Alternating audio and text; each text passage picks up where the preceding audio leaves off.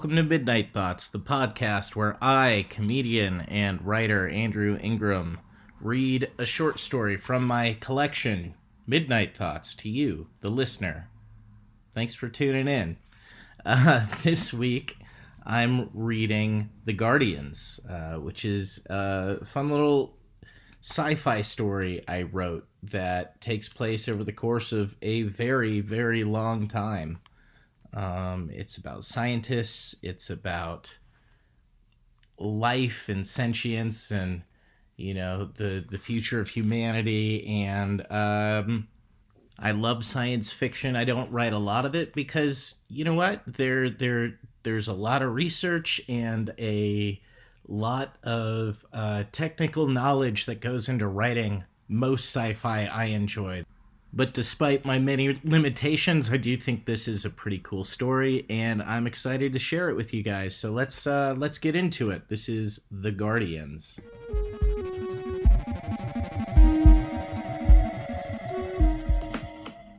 Jackson. The planet's crust hissed under Jackson's boots. A constant sound. The weeping of a newborn. "Don't worry, young one," he whispered. "Me and mine will take care of you."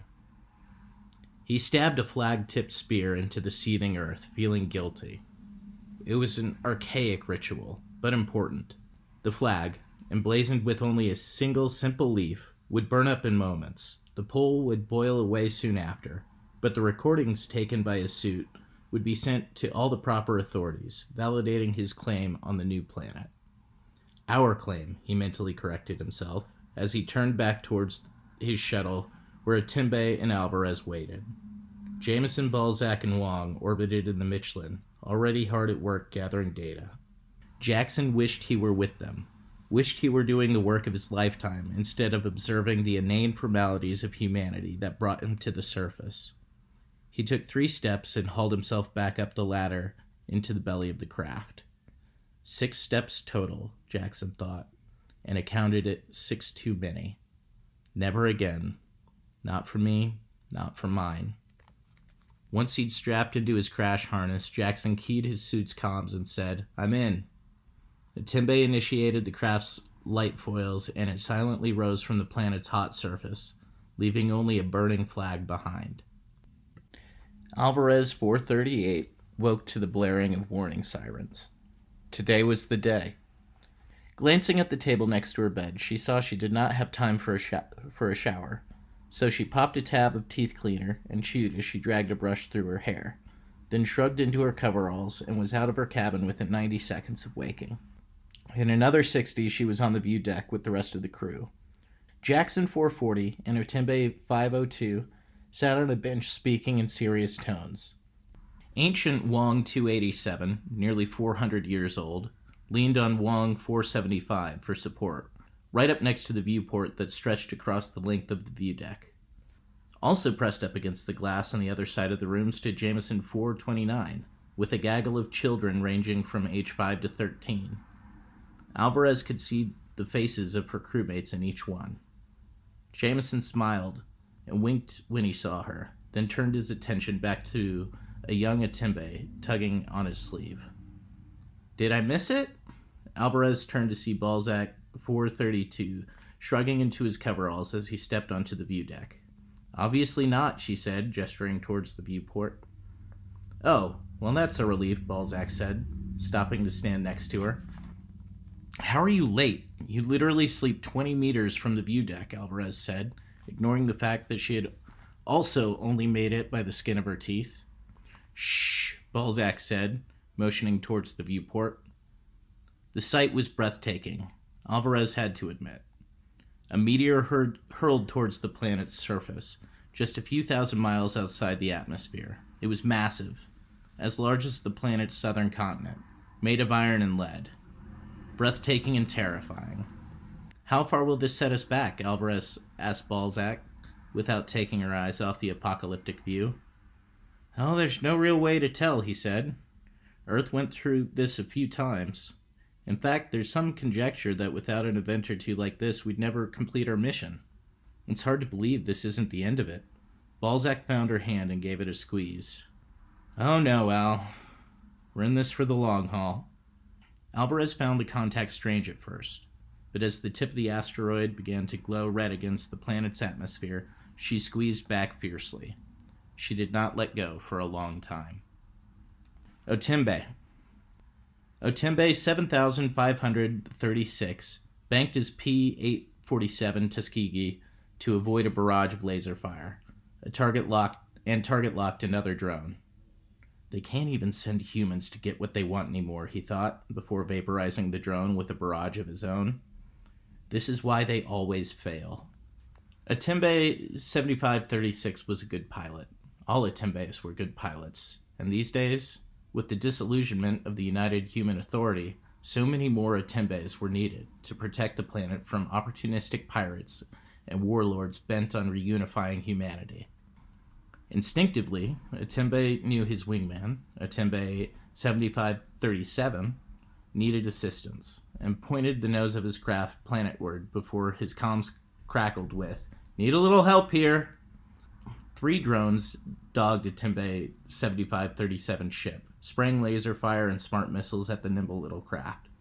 It juked through the maelstrom, seemingly unscathed, as Otembe sighted on one of his wingman's pursuers and squeezed off a tight laser beam, vaporizing the drone.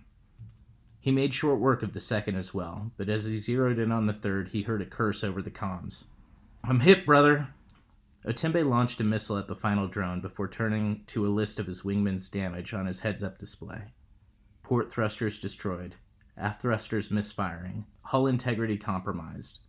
Otembe snapped his head up just in time to watch his wingman's craft spiral madly across his cockpit's viewport. The same moment, he heard a tone in his earpiece confirming his missile had destroyed its target. His blood ran cold. "Brother," he said, "you must gain control. Your trajectory will take you into the atmosphere." The voice that crackled back sounded strained. "It's impossible. Damage too great." Otembe swallowed. "Then you must self-destruct. Gravity suppressors." There was a burst of static. "Can't reach." Otembe had the presence of mind to check for enemy craft before making his reply. There were none. The enemy had been routed. But for the good of the planet below, he sighted one final target. "I'm sorry, brother." Wong 20047 contemplated the planet's surface from the view deck of the station she'd been born on, a station she knew she would never leave, and heaved a sigh. Today was an important day. The surface had begun to cool. It was a milestone of immense importance to the crew of the Michelin. There would be cake in the galley. Wong did not want any. Thinking on the scale of the mission, the brevity of her life, Wong found she wanted almost nothing. Alvarez 19998 entered the view deck from Wong's left, carrying 2 pieces of cake. "The others are wondering where you are," she said, taking a seat on the bench next to Wong, offering her one of those plates. Wong declined the cake with a gesture and said, "I don't really feel like celebrating." "The vastness of it all getting you down?" Alvarez asked. "I guess," Wong shrugged. Alvarez nodded and set one of the plates down between them, then took a bite of her own before responding. "Well, it's about time." Wong gave her a confused look. "We all feel it at some point or another. You're 27 cycles old? Most of us cracked by 15. Wong's eyes widened slightly. "Really?" Alvarez nodded. "Sure. I mean, most of you Wongs are pretty resilient, but still, 27's impressive." "How did I not know this?" Wong said. I thought I was the only one. The mission is so important. It's our entire lives. If everybody feels this..." She trailed off, searching for the right word. "Empty?" Alvarez offered. "Empty," Wong nodded. "If everybody winds up feeling this empty, then why have we lasted so long?" Alvarez shrugged and took another bite of cake. "We almost didn't. At first, we'd lose a crew member every century or 2. But eventually, once we'd gathered every piece of data about the planet that we could, the monotony of our mission set in, and we began to lose people. At its worst, about 12,000 cycles back, most crew members left or killed themselves by age 20. Wong gasped. "How have I never heard about this? How did it stop?" "2 questions with seemingly antithetical answers," Alvarez said, forking over the last of her cake into her mouth and turning to meet Wong's eyes. You've never heard about the dark times on Michelin Station because for all our high-mindedness, we do not like to admit our weakness, even to ourselves. As to how it stopped, well, we admitted it was a problem, and after centuries finally started having conversations like this one. You aren't alone. All of us were literally made for one purpose, and none of us alive on this station will see that purpose come to fruition. If this is unbearable to you, we will provide transport to any habited world in the new human alliance. Another Wong embryo will be activated, and the rest of the crew will assume your duties until she is trained. You're free to find whatever purpose you wish in this vast universe. There's no need to take your own life. So I can just leave? Wong asked. All of us can just leave and the mission will survive? How many do? Oh, 1 or 2 every 50 cycles. And talking was all it took to keep us from abandoning the mission? Alvarez winked.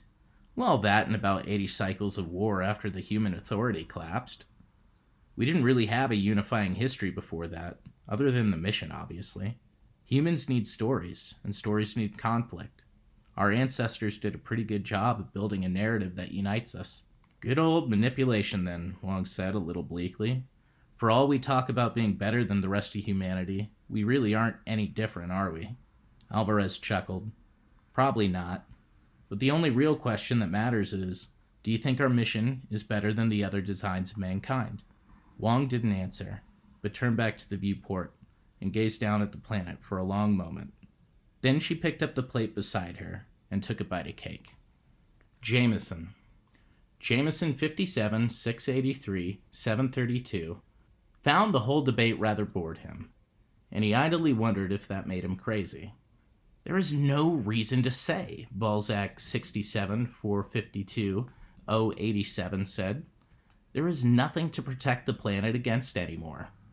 There is no possible way of knowing that for sure, Otembe 102, 492, 015 said. His voice was calm, but Jameson saw a hard look in the pilot's eyes, reminiscent of the Otembes he'd watched in ancient combat vids. Balzac opened his mouth to retort, probably to point out that after millions of years of human colonization, another sentient species had yet to appear. But Jackson 53-046, 314 cut him off with a silencing gesture. It's irrelevant, Balzac, he said. We've invested hundreds of millions of lifetimes into this cause, nearly 1 billion years. Would you leave before the work is complete? Jameson fought the urge to roll his eyes at the melodrama of it all. Instead, he slouched further into his cushioned seat and picked at a fingernail. But we're being left behind, said Wong 47, 994, 389. When our progenitors started this mission, they were the most high-minded individuals humanity had to offer, and we've dedicated ourselves to their singular purpose. But now, it seems the rest of the human race has surpassed us. Have they, though? Alvarez, 52, 666, 424, asked. They call it ascending, but we could just as easily call it mass suicide as far as I'm concerned. She gave each of her crewmates a challenging gaze. When her eyes met Jameson's, he winked at her and smirked. She flushed. Balzac missed the interaction and said, It's hardly suicide. The science is solid. We've all seen it. Humanity can finally move on to a truly new evolution. As conscious energy, Alvarez said, turning her full attention back to Balzac, a writhing hive mind of electricity. We may be clones, Balzac, but we are still individuals. I'm not giving that up. Jameson finally entered the conversation with a long, disingenuous sigh, and grinned when the rest of the crew turned towards him in annoyance. Well? Asked Jackson.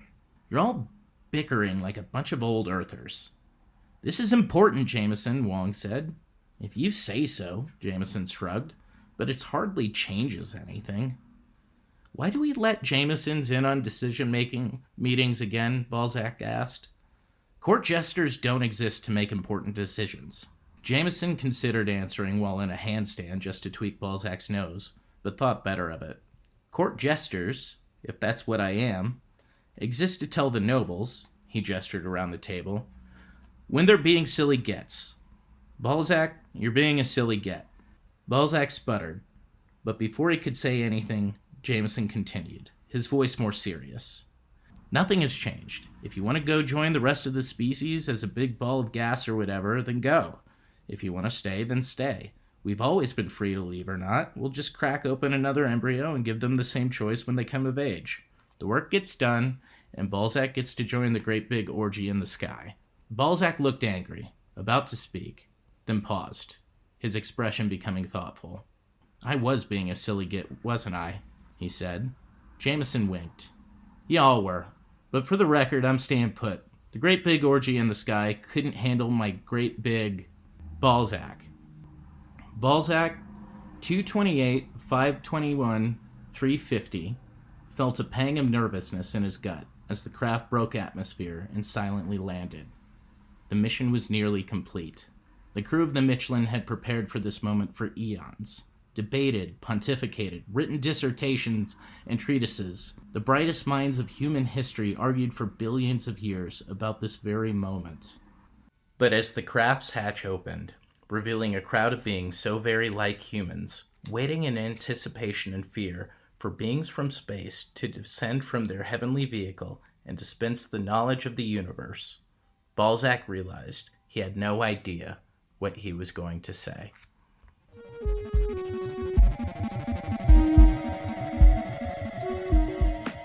And that's The Guardians, everybody. Thank you so much for listening. Boy, did I forget how many numbers were in that story. That was annoying to read out loud.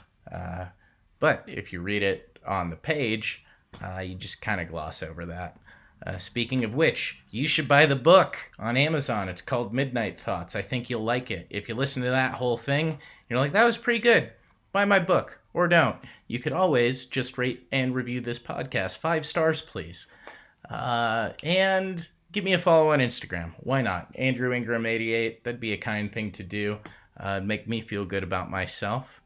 Anyway, thank you all for listening, and we'll be back next week with Hollowed Ground.